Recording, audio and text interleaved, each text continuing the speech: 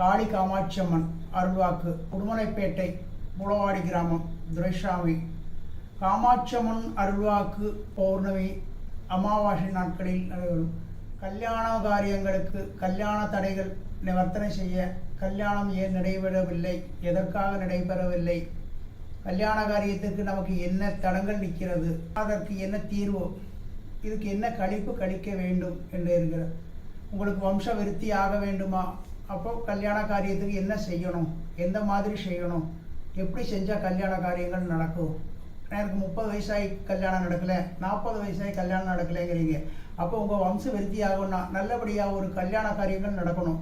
அப்போ கல்யாண காரியங்கள் நல்லபடியாக உங்களுக்கு நடக்கணும்னா அதுக்கு நம்ம என்ன பண்ணணும், அதுக்குண்டான கழிப்பு என்ன கழிக்கணும். செவ்வாய் தோஷமாக இருக்கா, ராகு கேதுவாக இருக்கா, இல்லை தோஷ பரிகாரங்களா, இல்லை நம்ம குடும்பத்துக்கு ஒரு நல்ல மருமக வரணும் அப்படின்னா அதுக்கு என்ன கழிப்பு கழிக்கலாம், இல்லை எந்த பிரச்சனை. அப்போ நம்ம கர்மாக்கள்னா என்ன, கர்மங்கள் தேர்றதுனால இவன் கல்யாணமே நடக்க மாட்டேங்குது.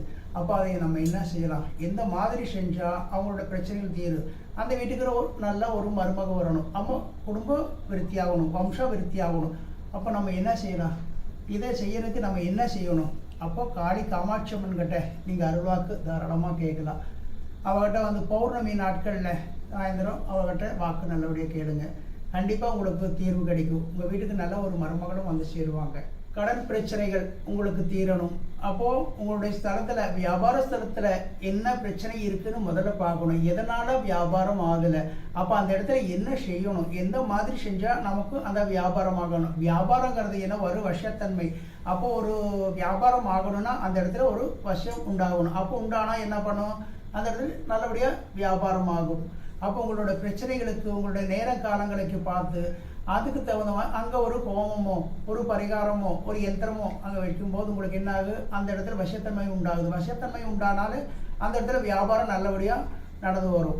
அப்போ நமக்கு வர்ற மக்கள் நம்மக்கிட்ட வரணும். அப்போ என்ன பண்ணணும், அது தானே அவங்களே திரும்பி இந்த கடைக்கு வரணும்னா இதுக்கு தகுந்த ஒரு ஹோமம் அந்த இடத்துல பண்ணணும். அப்போ கெட்ட சக்தியில் அழித்து, தீய சக்தியில் அழித்து நல்ல சக்தியை கொண்டு வர்றதா தெய்வ சக்தி. அப்போ என்ன பண்ணணும், குபேரலட்சுமி ஹோமம் பண்ணணும்னா கொஞ்சம் நமக்கு நல்லபடியாக அந்த இடத்துல வியாபாரம் ஆகும். குழந்தை பாக்கியம் இல்லாதவங்க, குழந்தை பாக்கியம் ஏன் இல்லை, எதனால் இல்லை, என்ன பிரச்சனைனால இல்லை, ஆணுக்கு இருக்கா இல்லை பெண்ணுக்கு பிரச்சனையா, அதுவெல்லாம் பிரச்சனை இல்லை. நமக்கு திக்கற்றவனுக்கு தெய்வமே துணைங்கிற மாதிரி, திக்கு தெரியாதவங்களுக்கு தெய்வம் தான் துணை. அப்போ அந்த தெய்வத்தை போய் நாடுனால் மட்டும்தான் ஏதாவது ஒரு வழியில் இருக்கும்.